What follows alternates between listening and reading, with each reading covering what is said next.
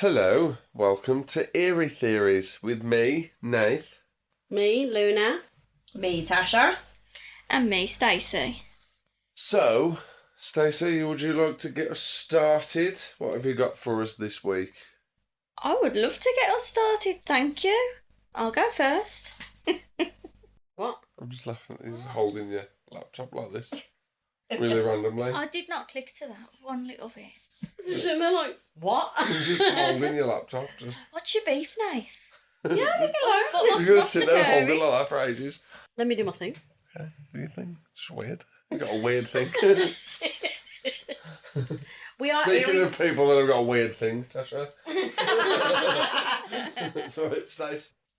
So today on Eerie Theories, I'm going to be talking about the Chupacabra, a Latin American popular legend about a monstrous creature that attacks animals and consumes their blood. Goat sucker.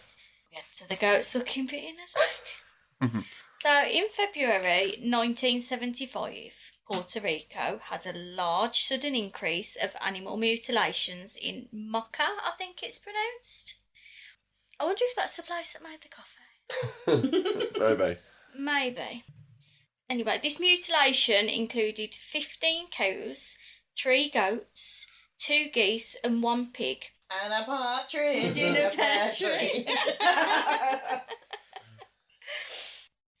With mysterious puncture marks on their bodies. Upon inspection, every single animal carcass had been found to have been drained of blood.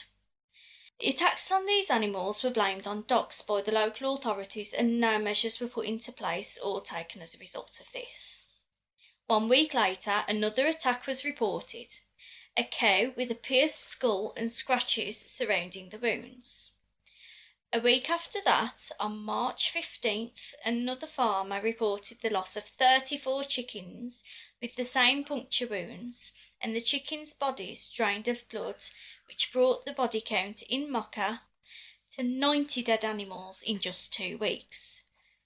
3 days after this, another farmer reports 2 of his goats dead with puncture marks on their neck and again drained of blood. The next day, he found that 10 more of his goats were missing, 7 were injured, and a further 10 were dead. At this point, a local newspaper had caught wind of the strange occurrences, and in an article, they wrote... Sorry, I made myself giggle in my head then, because while you were saying the dates, Nath was looking at me and going, that's my birthday.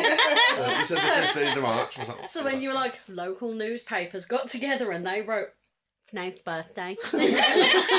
This all happened on Nath's birthday. I don't think I was even born then, so like, but still, it was going to be my birthday. And at this point, like, I go first, like, on a very rare occurrence, because we know who likes to go first and last. And I've still hijacked it, And made you're it about still me. hijacking. Yep, you're still stealing my Still life. making it all about me. I'm not going to lie. Forget the goat sucker. It was my birthday that day. As you were. Anyway, carry on. As I were. So at one point, snakes were blamed for the attacks. Makes sense with the puncture marks. However, upon investigation, it was ruled out as the alleged snake, the Puerto Rican boa, was not poisonous, cannot kill large animals like goats, let alone something as big as a cow, and does not suck blood. After that, strange-looking bats, always the bats. Leave the bats alone. Bats get a bad rep, man. Actually, I like to see the bats out in the wild, flying around, doing the thing, eating the bugs.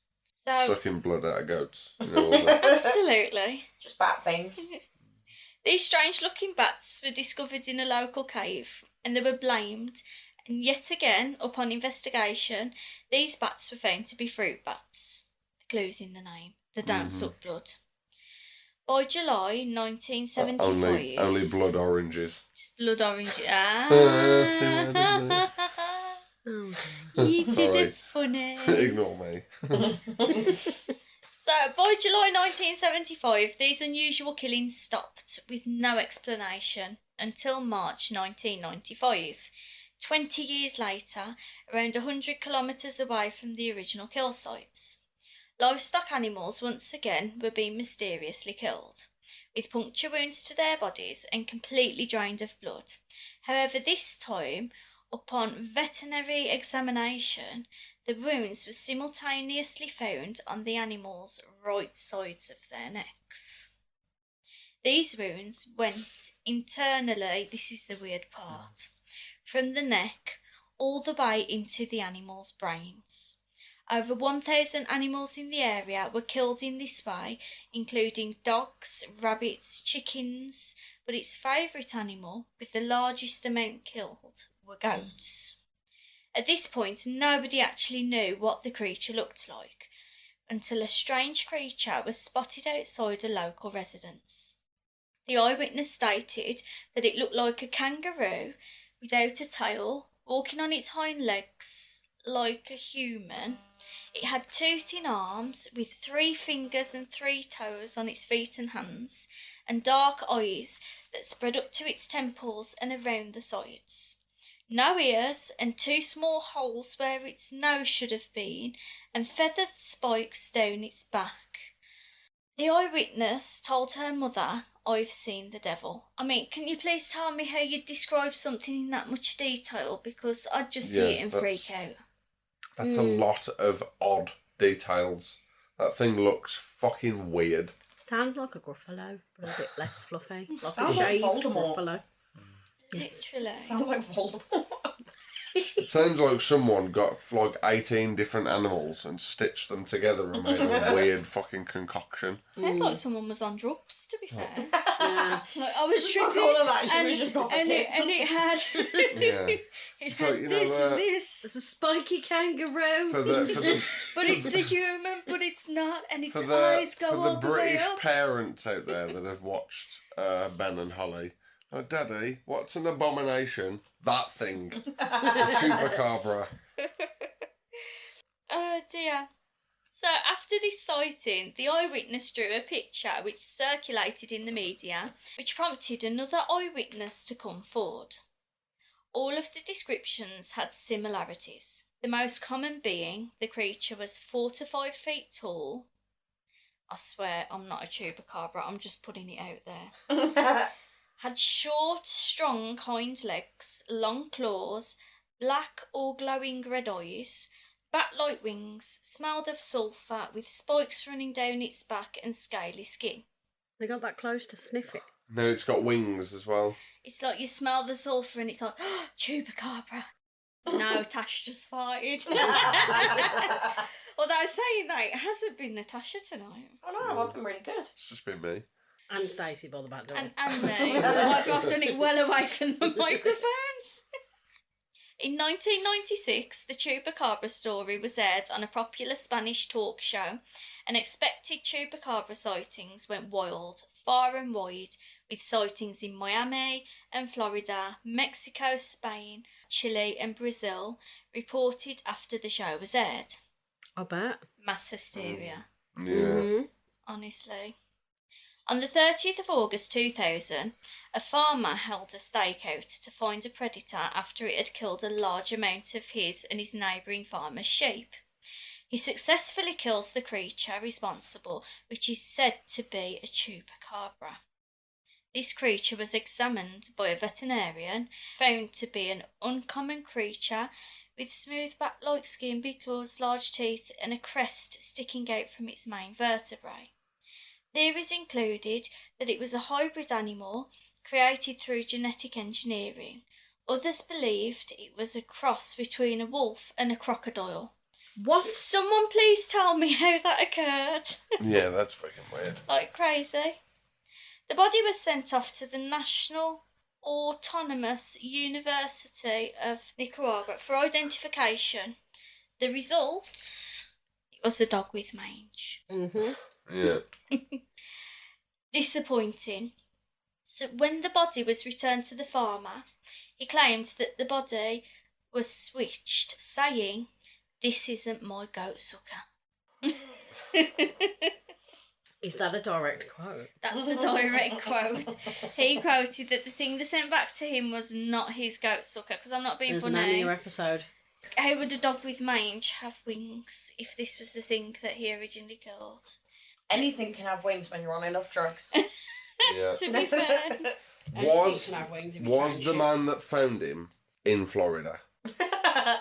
Florida man finds Chupacabra, turns out to be his own kid or something. Like that's generally going to be the headline, isn't it?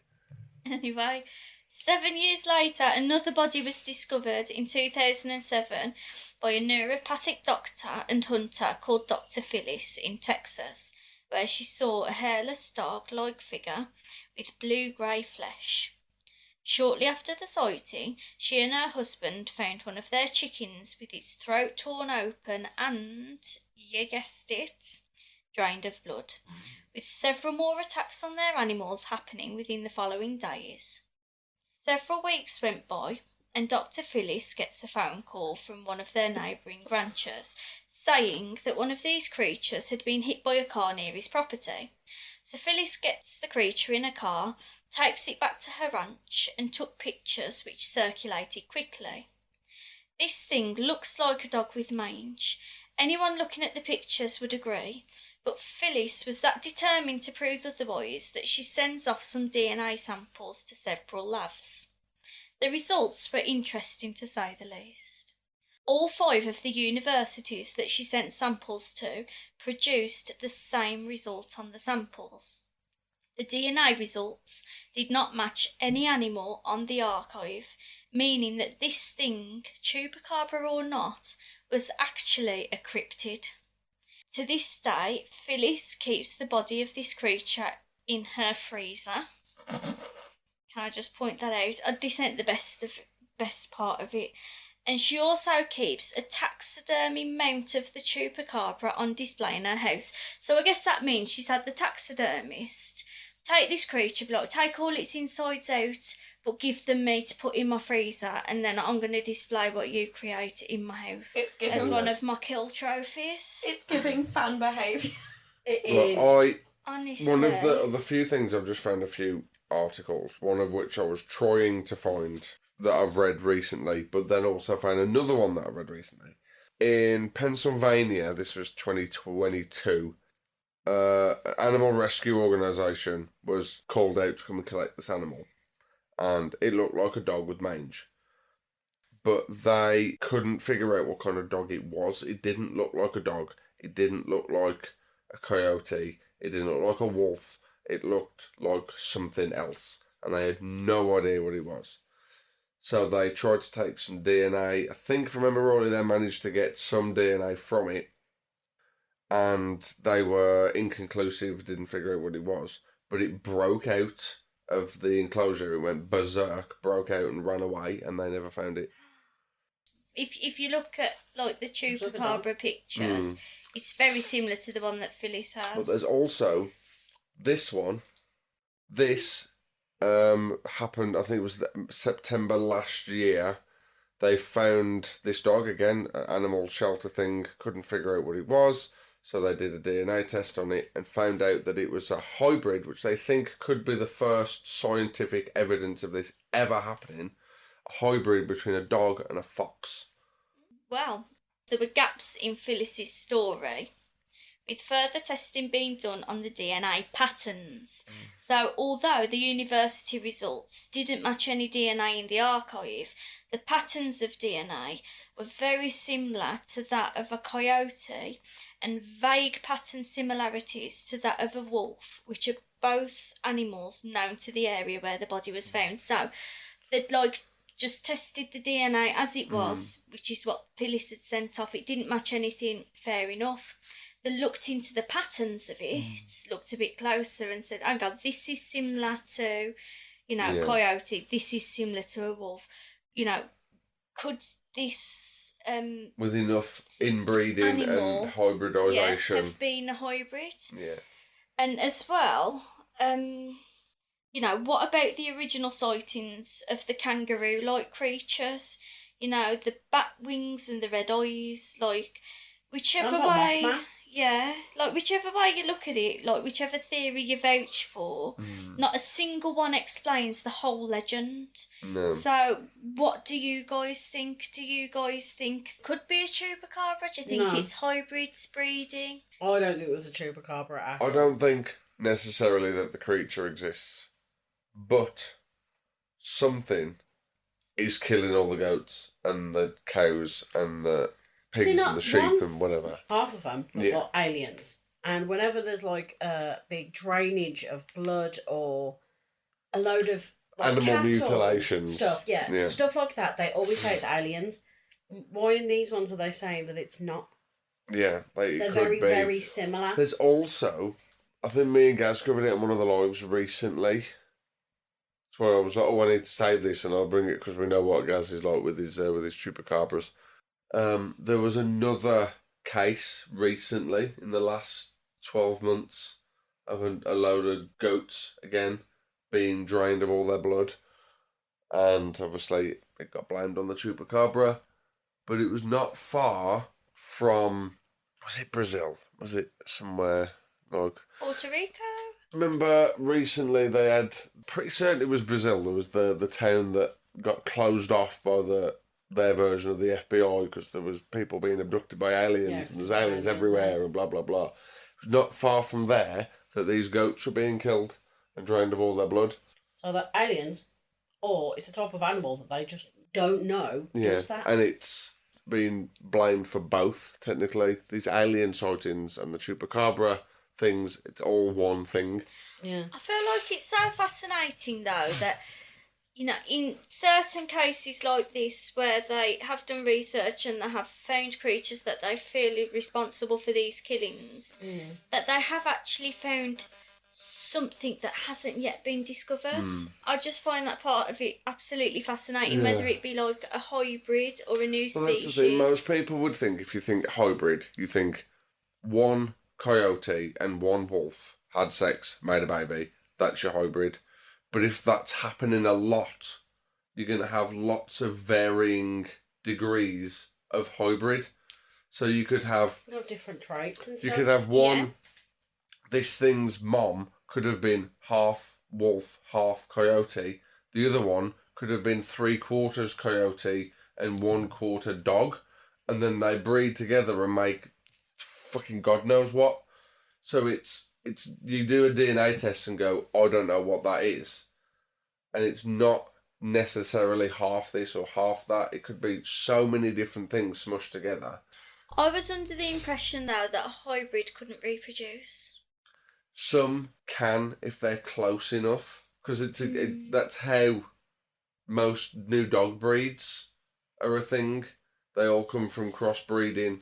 Oh, into look, But different that's things. the same species, isn't Yeah. it? It's from the same I I mean, mean, they're you've got yeah.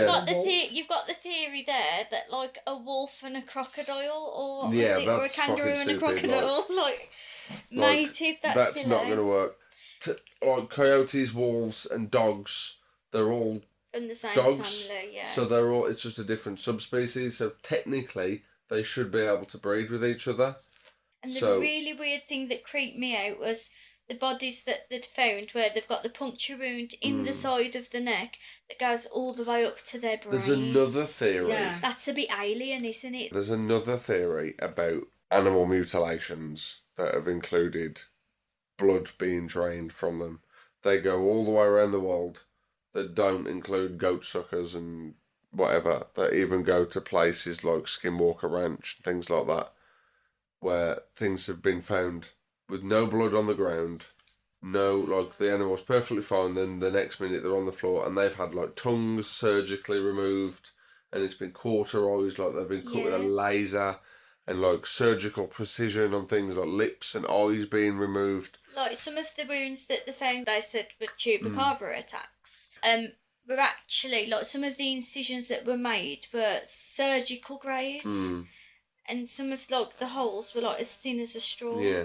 So there's theories. Obviously, there's people believe that it's aliens doing it, that they're just testing and they're doing whatever they need to do. There's other theories that it's us. There's some weird animal testing being done that can't be done legally. So they're doing it at night, that people are sneaking out into fucking fields and doing all this Yeah, shit. they're not and stealing the animal. They're doing it in the middle of a field in the dark and then leaving the Well, evidence. some of the sometimes the animals have disappeared and then they've been found the next day. And how could a human do that when you literally have farmers staking out whoever's killing these animals with a fucking gun? Yeah, it is really weird. that something's going on. I watched a talk at Bufog with Richard D. Hall, and he was going on about people that have had, like, again, cattle and horses and God knows what, all killed and drained of blood and things removed surgically. One woman had her horse drained of all the blood and things surgically removed and blah, blah, blah. So she sent it off, what was left of it, sent it off to a vet to figure out the cause of death.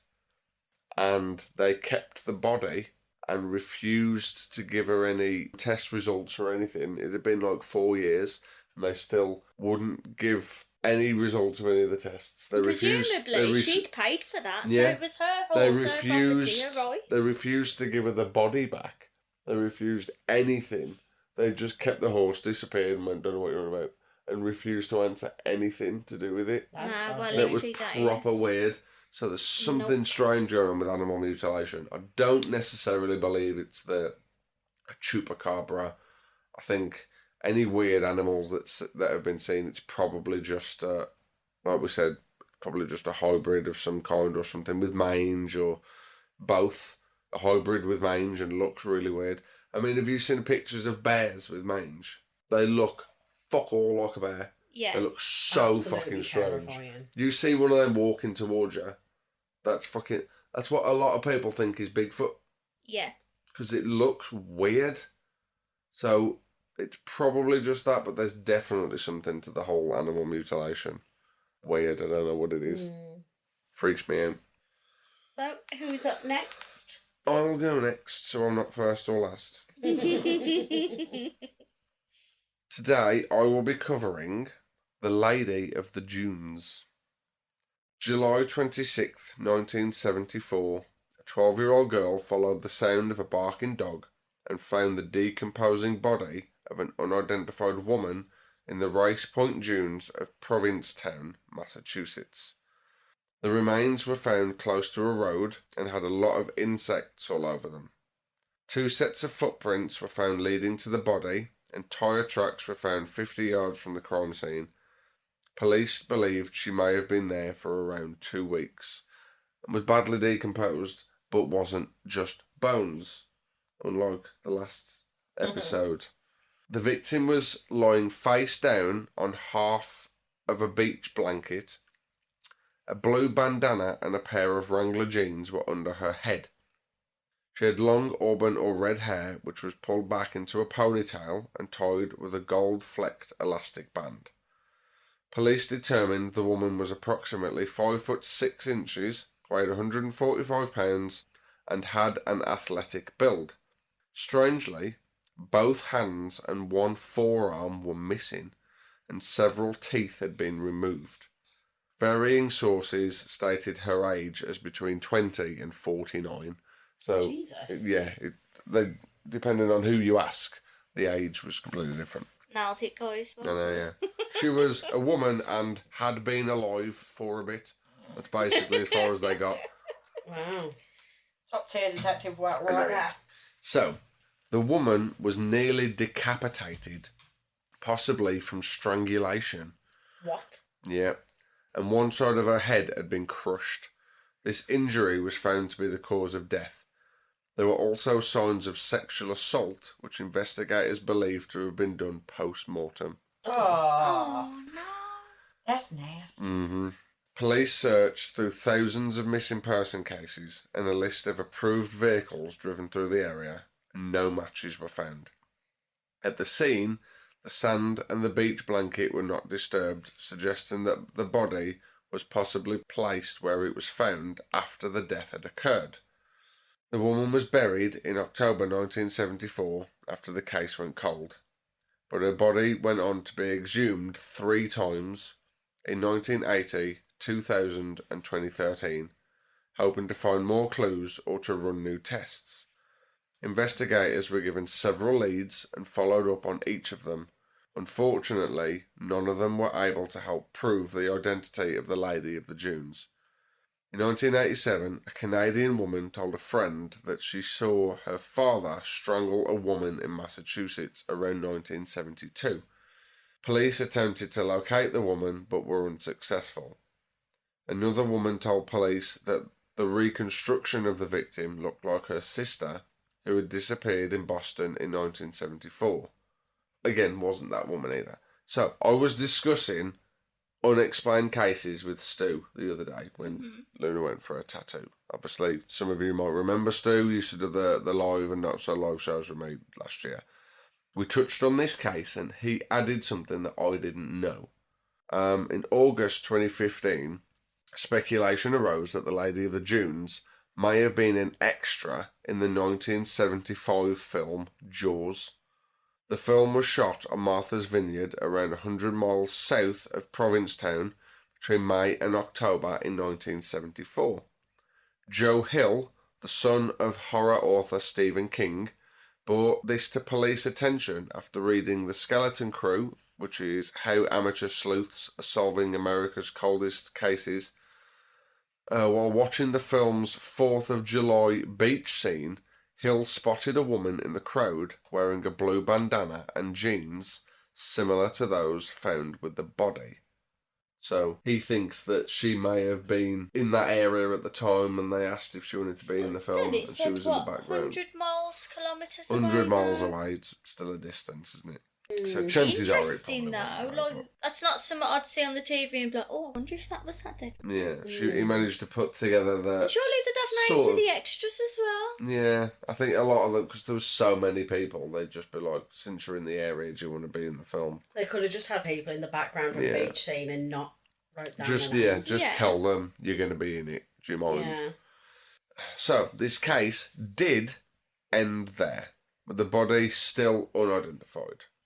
But, as seems to be the case for me every time I try and do an unexplained case, I decide to touch on it, and it's been fucking solved. On Halloween 2022, following tests of the skeletal remains, a DNA profile was generated that was used to identify distant relatives, and so the FBI field office in Boston was able to announce that the victim had been identified as Ruth Marie Terry. A month later, the Massachusetts State Police announced that they were seeking information on Terry's deceased husband, Guy Rockwell Moldavin. It turned out that Moldavin had been married a few times before. Now we're going to go into what he got up to. So was she an extra, did they find out ever? I don't know, didn't say. Put it? So, and say his first wife, they got divorced, nothing happened, it was kind of dull. But on September 30th in 1958, Moldavin married his second wife, Manzanita Aileen Ryan. Manzanita had a daughter from a previous marriage, Dolores Ann Mearns, then aged 18. Both women disappeared in Seattle on April Fool's Day of 1960, with Moldavin becoming the prime suspect. He fled Seattle but was arrested by the FBI and charged with unlawful flight to avoid giving testimony into their deaths. A little over 3 months later, on July 29th, 1960, Moldavin married Evelyn Marie Emerson. 3 months after his wife and her daughter went missing, he was married again. I was like, life's too short. Moldavin faced larceny charges for swindling his third wife's family out of $10,000 around the time his second wife went missing. In 1961, he was convicted of those charges and was sentenced to 15 years in prison. A judge suspended the sentence in March of the next year, provided that Moldavin repay the money. Him and Evelyn Marie Emerson married a second time on the 10th of August in 1963 in Los Angeles. Investigators looking into the disappearance of Manzanita and Dolores found dismembered human body parts in Moldavin's septic tank, but were unable to prove they were from either of the missing women. Moldavin was never charged in connection, as the King County prosecutor was reluctant to do so without a body or proof that these were from any of the women that they were looking for. But they were still there. They were still They literally human found body body parts. parts on his property, and they'd be like, "No, we can't prove who they are, so can't lock the dude up." Yeah, it's one of those. They were human body Because parts. if they charge him for it, and there's not enough evidence to convict him, they can't bring the charges back against him later on. So they have to wait until they've got enough to convict him first time round. Still, it's giving Dharma. Muldervin is also the prime suspect in the murder of Henry Lawrence Red Baird, a 28-year-old bread truck driver, and the disappearance of Barbara Jo Kelly, a 17-year-old waitress, in June 1950. Barbara was last seen in Humboldt County, California on June 17, 1950, when she embarked on a date with Baird, her boyfriend. Baird's body was discovered face down on the beach near Table Bluff the following morning. He had received a gunshot to the back of the head. Except for his shoes and socks, he was naked. Barbara's personal clothing was found carefully folded and tucked underneath the rest of his, with the exception of her shoes and stockings. No trace of Barbara herself could be found. She has not been seen or heard from since, and it is thought that whoever shot Baird had kidnapped her. Due to this evidence and the similarities to what had happened to Our Lady in the Dunes, on August 28th, 2023, Guy Rockwell Muldervin was officially named as Terry's killer. So they finally figured out that it was her husband that killed her.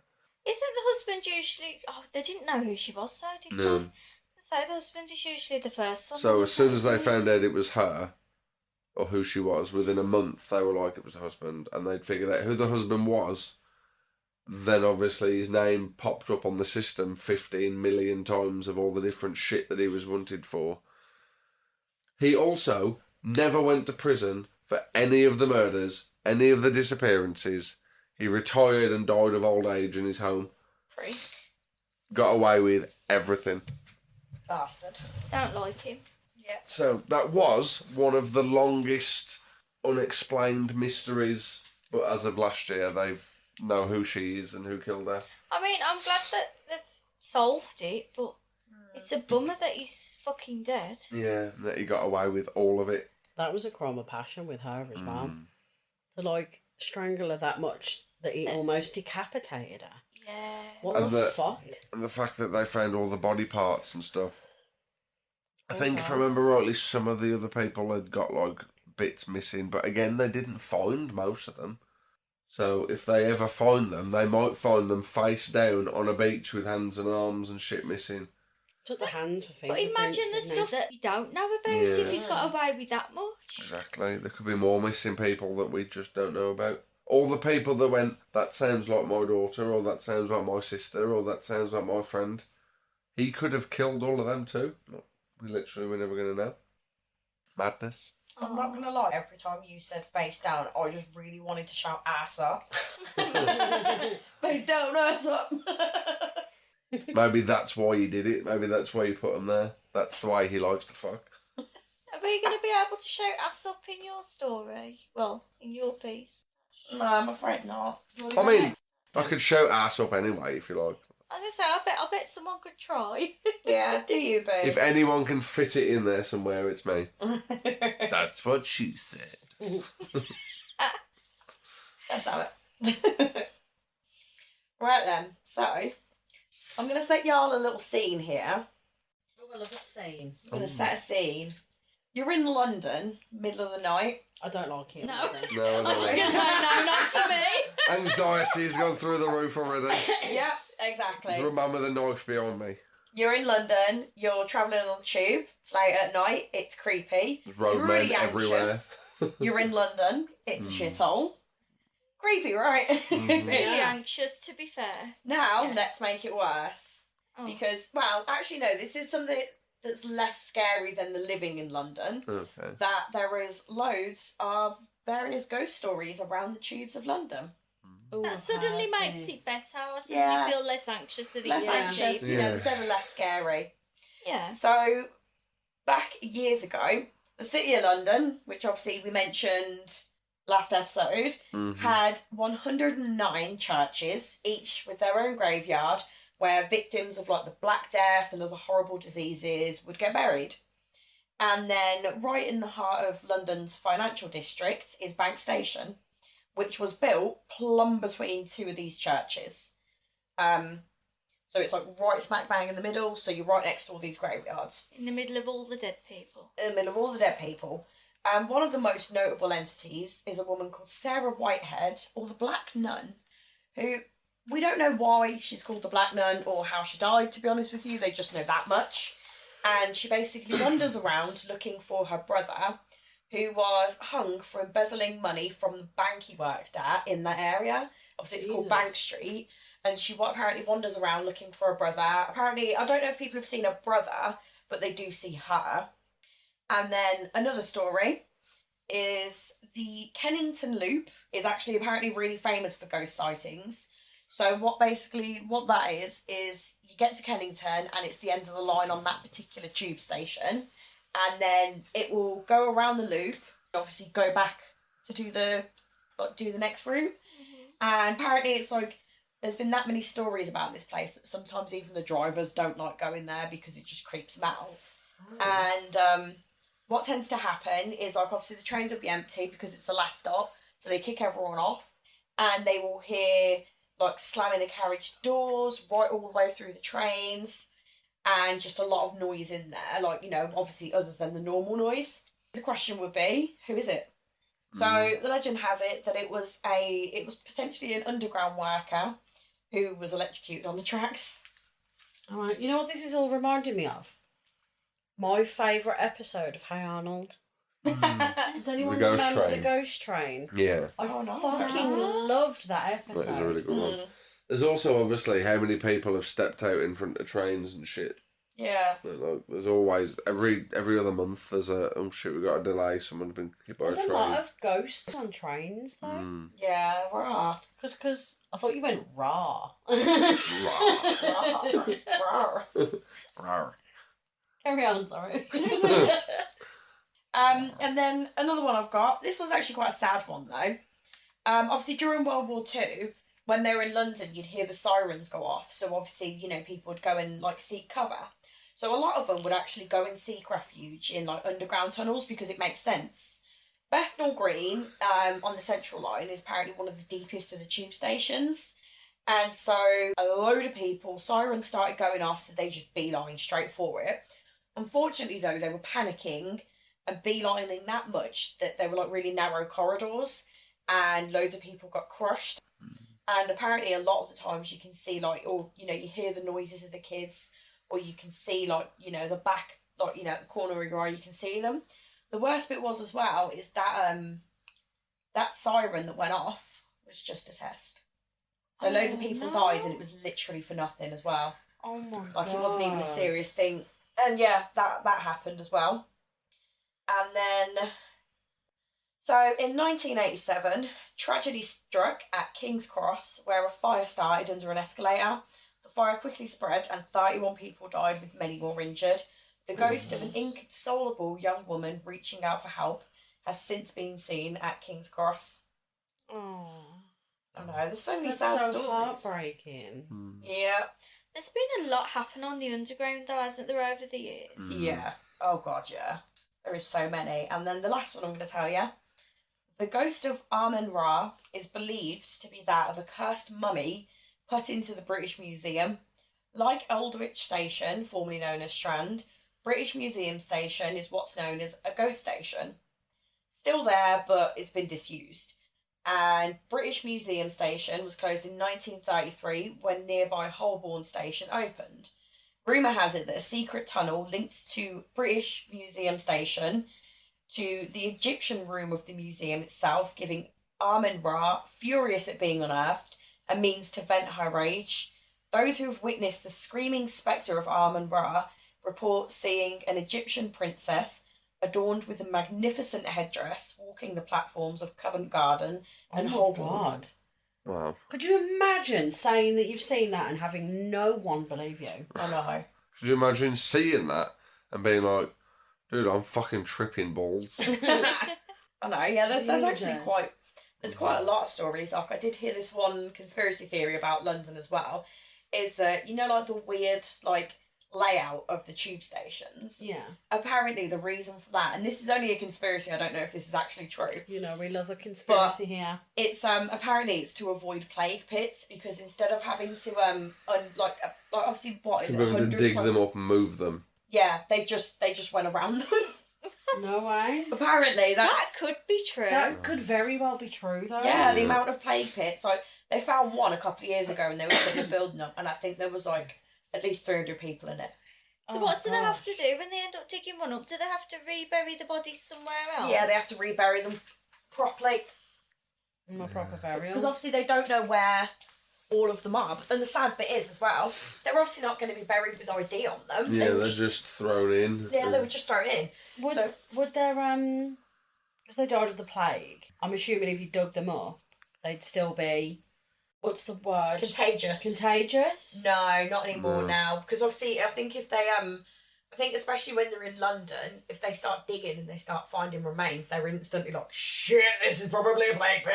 And then they start taking precautions, obviously. But I can imagine probably not, because obviously they wouldn't have any skin left. Yeah, it'd just be bones. Yeah. It'd just There'd be be bones. nothing left for it to kind of cling to, and Yeah. it would have all been dead by Just now. because you hear people, like, they're going on about unfreezing viruses from, like, Yeah. millions of years ago and shit in ice. They got like zombie viruses attacking reindeer in Russia and shit now, because these, like, the dead bodies of these things had been like frozen in the fucking permafrost for like thousands of years.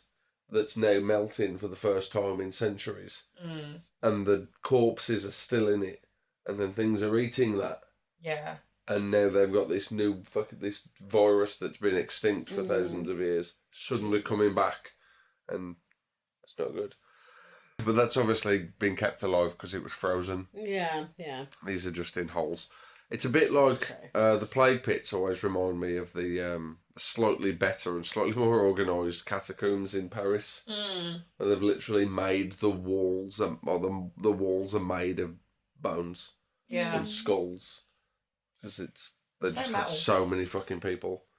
But yeah, I think it's a bit like underground, well, generally train stations, especially older ones. A lot of energy in there. They're kind of like pubs. They've had a lot of people coming and going over the years. They're part of a lot of people's daily I was going to say, there's that repetitive aspect. It's daily routine. Unconscious spirits. Yeah, a lot of people go there every day to get to and from work, to and from home. So that next makes time a lot you're of travelling sense. on a train, you've got to suss out who's real And who's a ghost. and who's a ghost. Well, apparently, if they're dressed like an Egyptian, it's probably a ghost. Maybe. Maybe. I think if I saw that Egyptian one, I'd be like, you know what, girl? I get ya. I'd be pissed as well. Yeah, they drug I'd me like, up and "Feel you, stuck girl." me in a box for people to come and look at. I'd be like, could you not? Yeah. But yeah, I definitely, if I'm ever in Paris, I need to go into the catacombs. Going alone. Although there's a lot of stories of people that went in there and never came out. That's because they went like the dodgy back way, though. They got lost. And because The these dodgy end. catacombs are massive. And you could go in one direction, and if no one else ever goes that way, they probably wouldn't have found your dead body yet. That's got to go on your list now. Mm-hmm. I think we did one on the catacombs at some point, didn't we? I think you did it. I think I did it on one of the lives, maybe. I can't remember. But either way, yes, I need to go into the catacombs at some point. Yeah, please go Creepy. for that one again. That'd be Creepy so as interesting. shit. I'm going to go in about 6 feet, look around and go, this is fucking weird, and then leave. Because I'm also claustrophobic, so not a fan. You go But- in, have a peek. I've seen it now. Off Yeah. we go. Pub. Look at the fact that the walls are made of bones and then leave. That don't seem like the energy I want to be in. Sorry. Anyway. And on that note, speaking of bad energy, Tasha? I was waiting for that. I've looked into the Hat Man. I mean, I'm pretty sure we watched a documentary on the Hat Man before. did. Oh, the one on Amazon. Yeah. I didn't like that. Yeah, give me the ick. So I thought I'd look at it Give me again. the ick. It was just cringe, Why is honestly. that so funny? It's giving me the ick. So, thousands of people have come forward around the world having had the same sighting, either as a sleep paralysis hallucination or a general spooky encounter. The vision, they say, is a shadowed figure of a man in a long coat and a brimmed hat. In some sightings, the hat differs between a bowler hat, a top hat, or a trilby hat, but the impression is always the same. People, either awake or in a sleep paralysis state, see him shrouded in darkness, a shadow almost, stood still, glaring at them, sometimes with glowing red eyes. To some, he simply stands there. Others claim to feel their breath taken from them with fear and a heavy weight on their chest in his presence. Psychologists have said that in a vulnerable state, our mind can make us believe all kinds of things, and say characters such as Freddy Krueger will have brought forward as he attacks people in their sleep and wears a hat. So they're basically just blaming Freddy. Science has tried to prove that this is simply a sleep paralysis nightmare, but the Hat Man popping up across so many different cultures, countries, religions, etc., it's hard to pin it all on Freddy in the forefront of people's minds, when people may not even know who he is. Some cultures think that the Hat Man is a shadow person, which most people have claimed this. Some have said a demon, a jinn, a water spirit, aliens, or even a man in black. With his reasonings for being there all seemingly different, his hat, trench coat, cold stare, his perfect silence, and his ominous feeling that he gives you all remain the same. While researching this, I found multiple communities on Reddit just where people post their own sightings of the Hat Man. One community had almost 10k members and hundreds of personal encounters. Whether you've seen this guy or not, it sounds like he's definitely out there somewhere, preying on people while they're trying to get some much-needed rest. Just remember, Freddy Krueger isn't the one you should be afraid of when tucking yourself in at night. I read on your screen the word tucking as fucking. So when you're fucking yourself in at night. But yeah, I just misread that. But yeah, he always reminds me of that dude. Oh no, that guy gives me the shudders. The guy that everyone has seen in their dreams. I'm not gonna lie, when you were telling that story of the Hat Man, I've told you guys about the guy in my mum's hallway before, haven't I? It literally describes the guy who walks in my mum's hallway, but you don't get the weird feeling or any of the creepy stuff. Some people claim to have just seen a man in a hat in the corner of the room. Yeah. Weird, man. Never give me any dupe. It's how you perceive it, isn't it? And I'm going to just put it out there, there's no spirit or demon that is stopping me from sleeping. Yeah, so the man that everyone sees in their dreams, the guy that made the website in the first place, the guy that made it said that it was completely a hoax. It's a marketing campaign by an advertising agency to get more people on his website, blah, blah, blah. Said the sketch of the man was based on his dad when he was young. Said he was inspired by the concept of dream invasion, which he had encountered in some movies and books, blah, blah, blah, and wanted to explore the power of the internet to create and spread urban legends and collective myths to see how quickly people buy into them. But I've seen him too. And I've seen him. The power of suggestion. So apparently you've seen that dude's dad in your dreams. And I don't see faces in dreams. I feel like Hat Man, and what you've described it, and I know it's different, and I don't know why my brain's making the connection, but I feel like it's very similar to the Slender Man thing. Like, whereas it's something that somebody's maybe like said or mentioned, and because it's so simplistic, you've got a shadow figure wearing a hat, it's like, oh yeah, I've seen something like that before. Like I've just said with the Mum's Hallway thing. With the Hat Man guy, that was based... There's so many things about it now. It's like shadow people. Yeah. So many people. You know when you kind of catch something here, or you see something walk past and it just looks like a shadow. Yeah. That's shadow people. Yeah. They're saying that because you can never see any facial features or anything about him other than the outline of a hat and a long coat, he's a shadow person. Yeah. Very weird. And having seen lots of shadow people, the little black thing, the black silhouette of a person walk past out the corner of your eye, I've seen that a lot. The scientific thing to explain that away is just that what you see in your peripheral vision, 90% of it is made up. Your brain guesses what should be there and just gives you that. It makes it up. So if it thinks that there could be people walking past, it makes it up, but it doesn't give you enough detail so you see a person, you just see a silhouette. Or is that just science trying to explain away something that everyone sees? Yeah. By giving you, it makes it up. I mean, whatever makes you sleep better. Whatever makes you sleep long enough so you don't wake up and see the Hat Man. Anyway, I thought the Hat Man story was cool, and that guy on very there, genuinely, cool. lots of people came forward saying they'd seen him. But that's the interesting thing, is it's part of the whole mass hysteria, part of the people want to be a part of something. I don't want to be a part of that. It's weird, but It's freaky. Yeah, it's freaky. It gives me chills. Speaking of freaky and giving people chills, let's do some 2-sentence horror stories. Yeah. So, at risk of being ridiculed, I'm going to go first and last. No. Give me as many rhymes and silly jokes as you like. I don't care. So, I was happily sleeping until in my dream I could hear what sounded like dirt being thrown on top of me. I woke up panicking. Initially, I thought I was still in my bed, until I realised the sounds were still there, and as I sat up, I hit my head on the lid of the coffin. Oh. That's why I want to be cremated. I'm just putting it out there.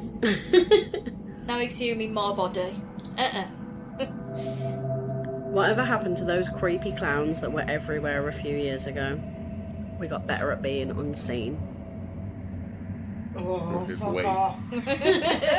Oh. Tasha just loves a clown, isn't he, Tasha? Like that one right behind you. As I felt the knife run down my skin, I felt oddly happy. Well, it wasn't my skin yet. Oh. Nice. Buffalo Bill. We even pointed at each other as well. Fucking weirdos. It Anyway. puts the lotion on the skin. Or it gets the hose again. Anyway, Siblings. Tasha. I wake up and everything feels wrong. It's too quiet outside. I look out the window and see everyone standing still, looking at my house. Oh, I don't like that. No. Yeah, I did one similar, didn't I? To look out the window and your wife and kids staring at you, and then they punt. And You know you're what like, I'd do in that situation? I would go back to bed. And so I go back to sleep. I would get under my quilt, not poke any toes out of the blanket, and just go, nope. Yeah. Me and my 4 friends had been camping in a national park in the US for the weekend. We were hoping to track down Bigfoot. Now I'm the only one left, hoping to God he doesn't find me first. Dun, dun, dun. Bigfoot doesn't want to be found. A new cryptid one for you. Okay, this is 2 sentences. There's just a lot of commas in there to try and break it up. Yeah, But, that's my excuse. yeah. Okay. The 4 farmer. paragraphs long. There's only 2 full stops, you're alright. The farmer was relieved when his lost pregnant cow wandered back onto the property. Not a nice way to talk about your wife. I'm sorry. Comma, property.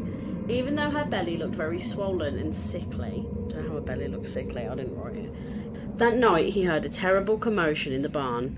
When he went to investigate, his lantern's light revealed his poor cow laying with a gaping hole in her belly and something with many long slender legs swishing around in her entrails. Chupacabra. That's what I was thinking. Nice. Spider cow. Spider cow. That's whatever a spider cow does. My son said his reflection in the mirror was threatening to replace him in the real world. This didn't worry me too much until I saw my right-handed son writing with his left hand.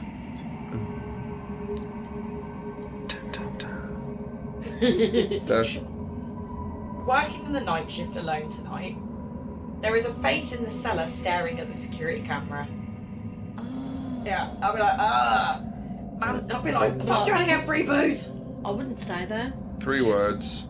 I quit. Bye. The doctors told me after they amputated my hand, I might experience what's known as a phantom limb from time to time. Nobody prepared me though for the moments when I feel cold fingers brush against my missing hand. Ah. I feel like that's something that could actually happen though. Yeah. Like, it's touching my hand.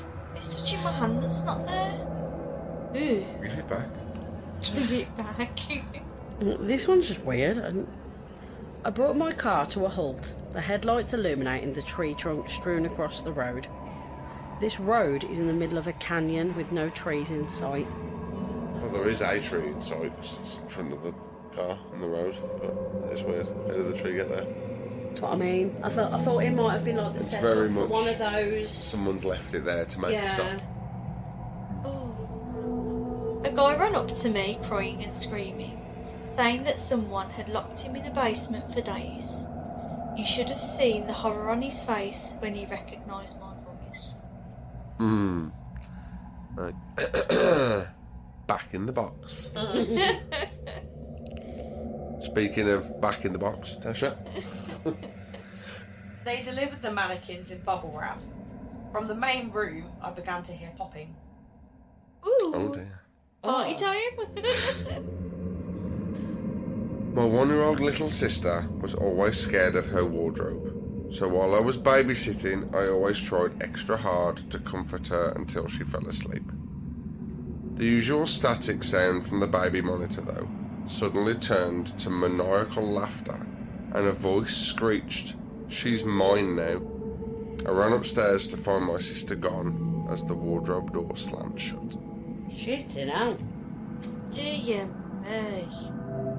That's like proper 90s style horror film shit, that is. On my way home, I was grateful to the hospital staff for taking care of me during my 2-year-long coma. That's until I got under the shower and noticed a fully healed C-section scar across my lower abdomen. Ooh. Imagine that. So many fucking questions. I received a text from my husband last night that read, "I hope you burn in hell for what you've done."